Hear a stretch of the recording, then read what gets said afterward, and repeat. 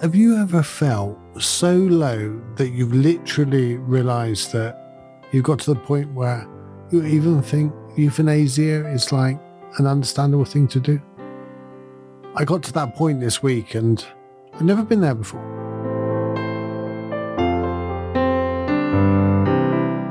I'm 49 years old and I never thought for a minute that anybody should ever even consider something like that when we have this wonderful life here. And at 12:15 one lunchtime this week, I felt like that.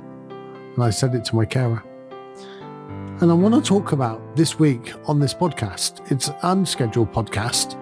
I'm going to do a podcast next week that is really important about becoming completely whole, especially when you're not in a relationship.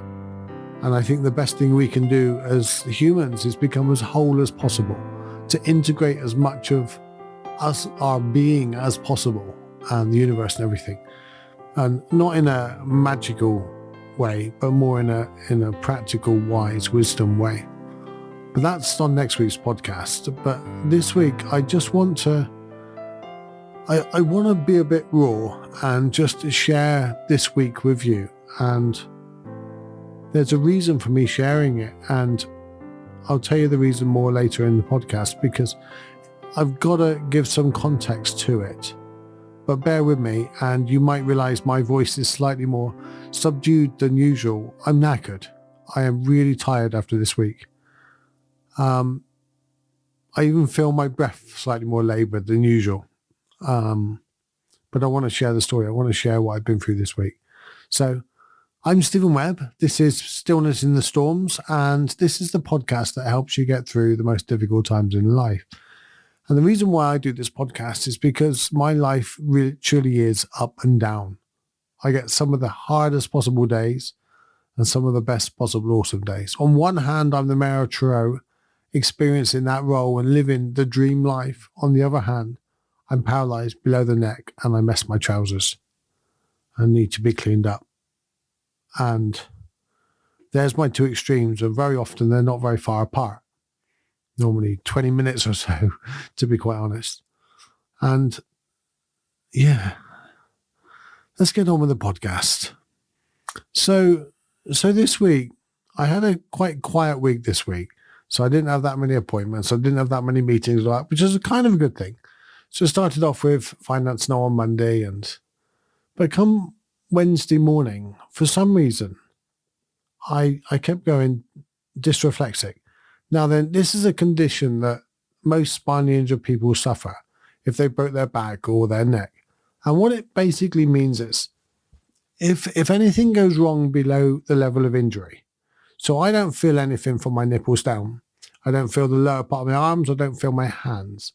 So if you're watching this podcast on YouTube, you can see that my hands are paralysed. I'm always sat in a wheelchair. I use an electric wheelchair for getting around for everything. I use a hoist to get in and out of bed. I have 24-hour care, and I need help to cut my food up, wipe my bottom, the bloody lot, okay? And Monday I went toilet a load. Tuesday I went loads. And just, this is probably way too much information, but it's really important that you get the context of this. Because you know, we're all human, and I just want to share the other side of being disabled. I do this sometimes on my podcast. I believe in keeping it raw and keeping it real, being authentic. So that's what you're here for. You know, Stillness in the Storms is about not living an unrealistic life, that you're all sunshine and roses, it's all happy and tree hugging, and let's find the gift in everything and be all happy and all that all the time. Yes, I believe there's a gift in everything, but I don't believe that it's always realistic, that you're just going to always feel like as if you're just on top of the world. Sometimes some days are really bloody tough, and sometimes we need to sit in them. Sometimes we need to be okay with that really tough day. And when we accept those things, they're a lot easier to deal with, trust me. So this week, I had a real problem, and when something goes wrong with the autonomic dysreflexia of the body, your body goes into this panic loop. So if you feel pain on your legs, or someone comes along and sticks a pin in you or something like that, or you've got something rubbing, or you're sat on something, those nerves will send a signal to your brain. Your brain will go, it's okay, I know what it is, and just move your leg, and you'll just deal with it. Well, with me or many other spinally injured people and some other spinal injuries, it sends a signal to the brain, but it doesn't get there because of a broken neck. So then it gets this feedback loop, much like sound in an audio. It just gets worse and worse and worse. And the body goes into panic. So what the body does, it sends the blood pressure sky high. And we're not talking about, a little bit of a headache. We're talking about, and it can be measured. It's like last time I had a really bad attack, I didn't measure it this time, but the time before that, when we were waiting for the paramedics for nearly 90 minutes, we need to get that sorted in this country. The NHS is really crumbling under the pressure. As much as they're amazing and they're heroes, they need help. And I'm in full support of the nursing strike and something like that. But I digress. Let's get back to my dysreflexia. So it sends the high blood pressure like 250 over 150. It fluctuates around there, and you go blue. It feels like if you just literally move or touch the skin anywhere, it feels like someone just sticks 100 needles in you. Your eyes are literally like pins sticking in them. It feels like someone's punching you in the head from inside every time the heart beats. And it's just horrible. It's hell on earth. And what the carers need to do is find out what's causing it, relieve that, and you can take some medication for it, but it don't really do that much effect. It really has very minimal effect, or it might take the edge off it. But it's so incredibly uncomfortable, and it could result in a stroke or death within like 20 minutes, half an hour. So I had this on Tuesday night, and again Wednesday morning, and then I had it again Wednesday lunchtime. And every time it was the one thing, it was I needed to go to the toilet. And it got to the point where I was on the bed and my carer had to clean me up several times. It was just getting worse and worse. So come 12:15, after being put on the bed, put in the chair several times, my head was pounding, I was sweating, I was freezing cold. It just, the worst possible feelings. And no painkillers touch it, nothing does anything like that at those points. I remember looking up to my carer at the point and go, do you know what?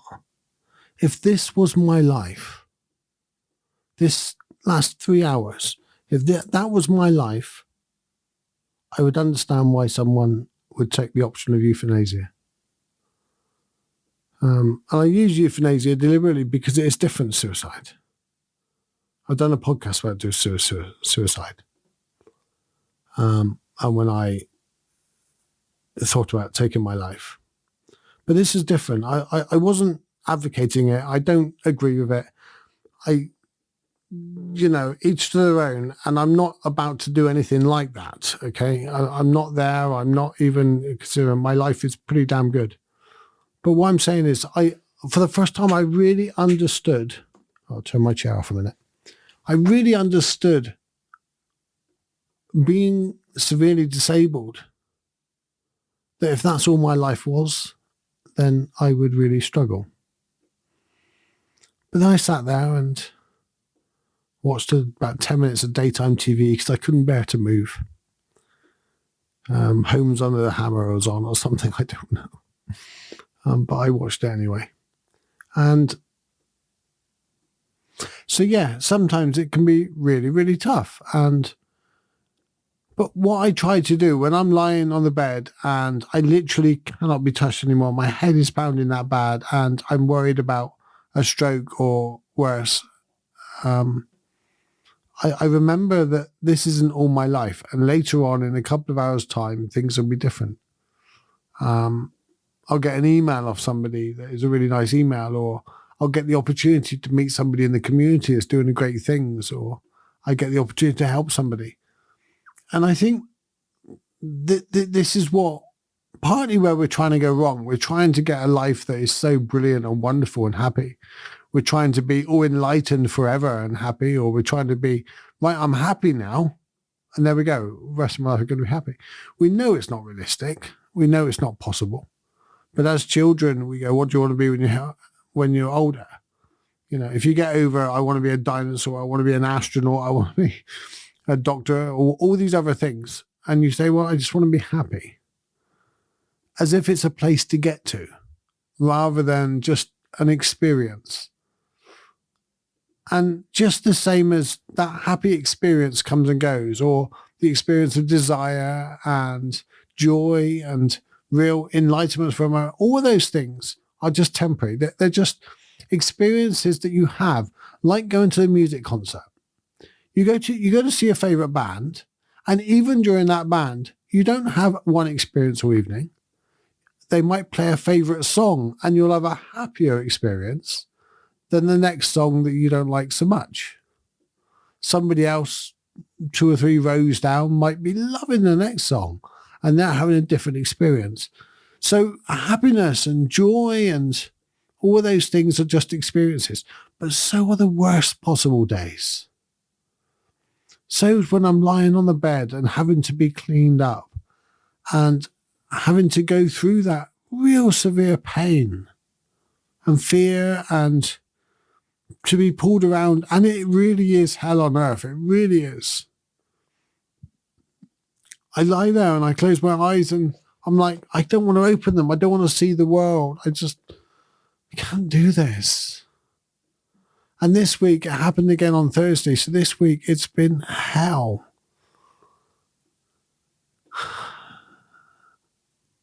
It's been the toughest week.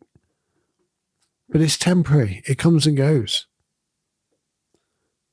And as long as we remember that when we're faced with the most difficult situations, the most painful, even when my partner cheated on me and it was terribly painful, or when I ended up single or broke my shoulder, or when I went bankrupt and lost the business, things like that, all of those things are temporary. Albeit they feel very permanent at the time, like as if that's it, the rest of my life.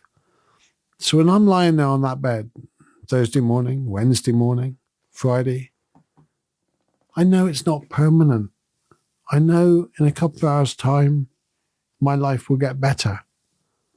And I know in a few days' time, it will probably get worse again.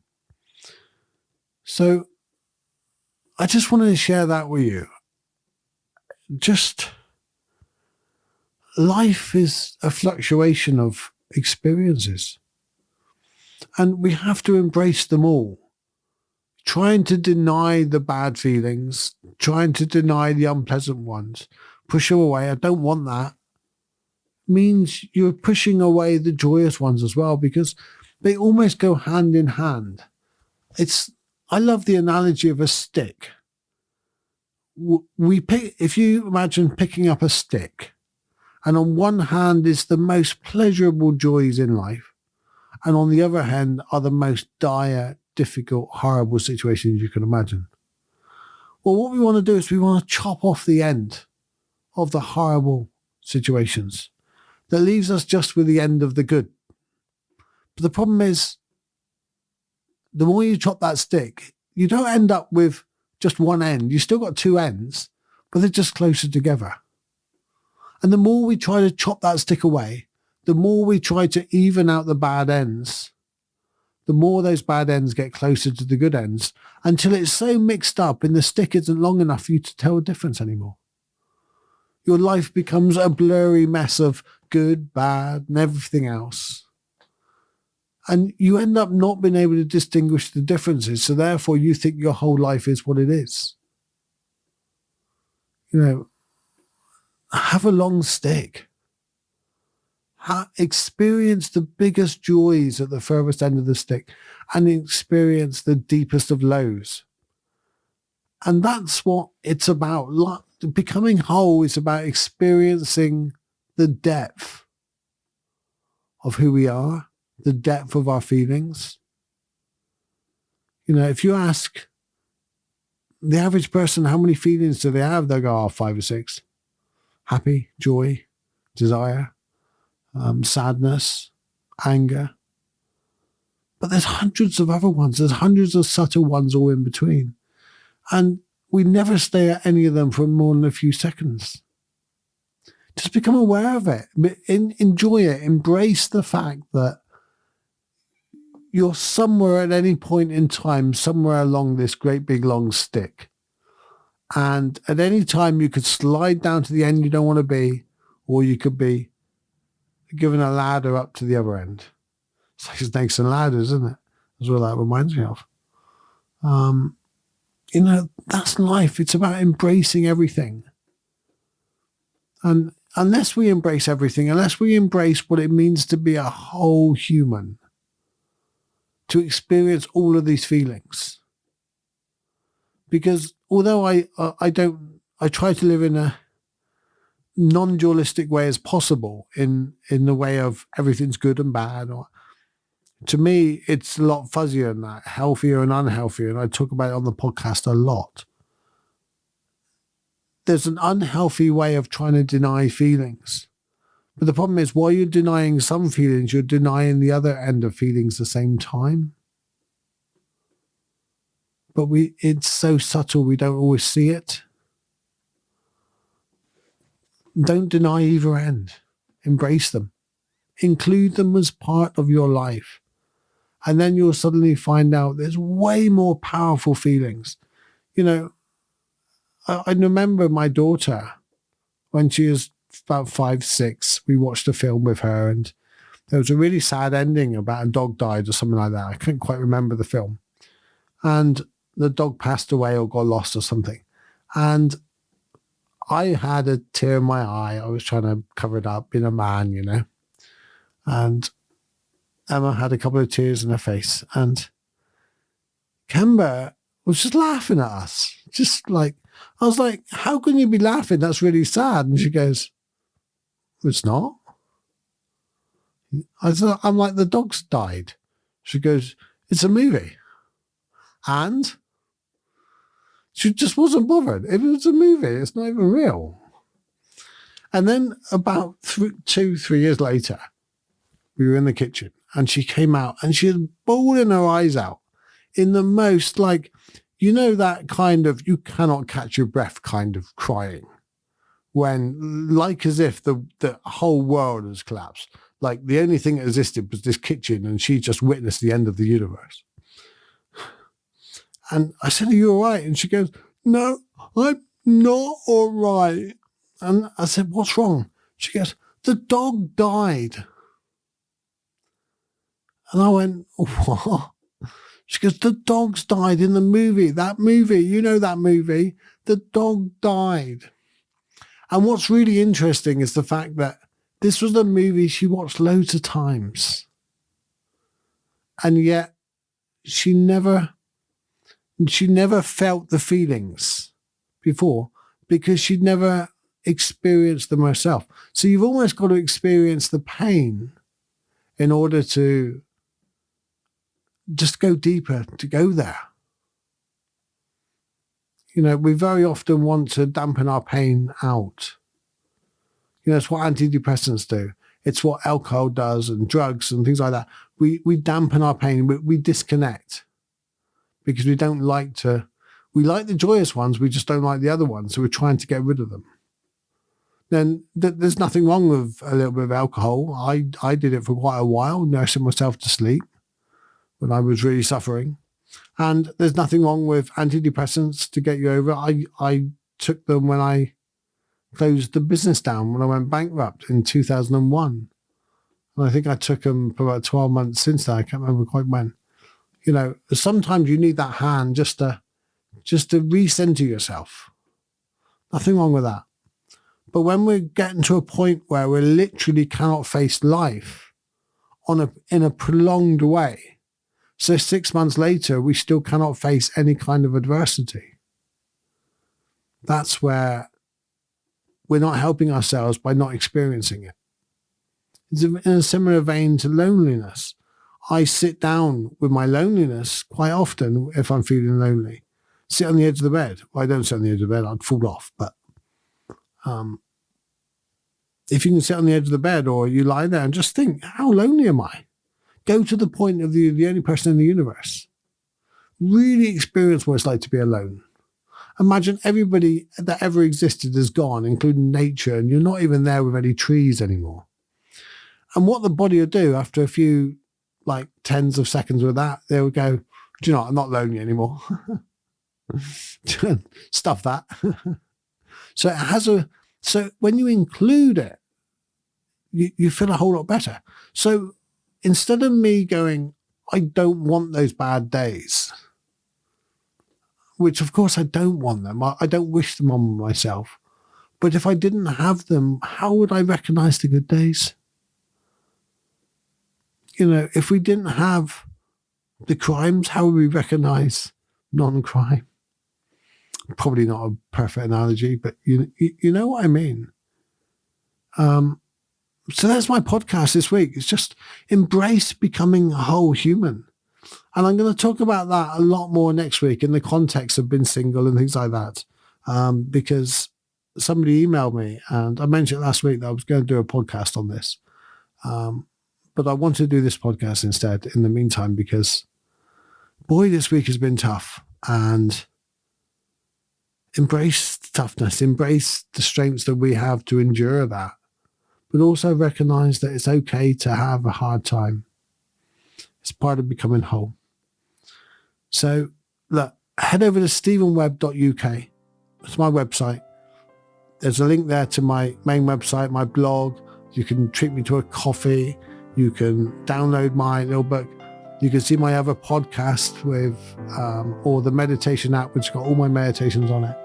But right now I'm tired, so I'm going to go. I'm probably going to, I don't know, just do some meditating, take a deep breath, close my eyes for a little bit. Look, have an awesome one. Thank you guys for listening. stevenwebb.uk. I love you guys, and thank you for being there. Thank you for being part of my journey, and I deeply appreciate it. Bye.